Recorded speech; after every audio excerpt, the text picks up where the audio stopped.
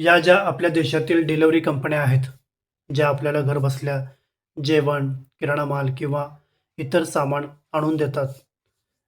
खरं तर ही एक चांगली गोष्ट आहे आणि यामुळे देशातील अनेकांना रोजगार मिळालेला आहे. पण या कंपन्यांमध्ये जे चालू आहे, जी स्पर्धा चालू आहे, 10 मिनिटांमध्ये सामान डिलिव्हर करण्याची, ही चुकीची आहे असं मला वाटते. कारण 10 मिनिटात सामान डिलिव्हरी करण्यासाठी डिलिव्हरी बॉयजवर किती प्रेशर येत असेल, किती त्यांना तारेवरची कसरत करावी लागत असेल. एका लोकेशनवरून दुसऱ्या लोकेशनला सामान पोहोचवायचं असेल, तर त्यांना किती पळावं लागत असेल.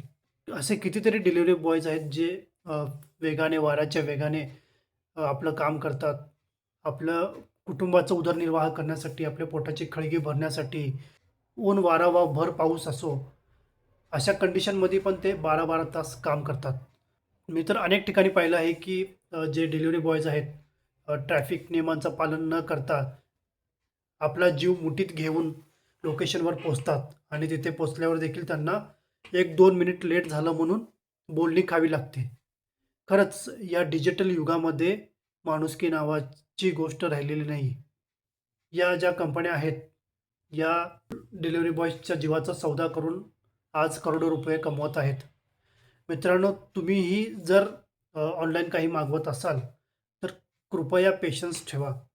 कारण प्रत्येक गोष्ट 10 मिनिटात मिळायला पाहिजे, हा एक निव्वळ मूर्खपणा आहे, असं मला वाटतं. आणि आपल्या सुखासाठी दुसऱ्याचं मरण व्हावं, ही गोष्ट तुम्हाला योग्य वाटते का?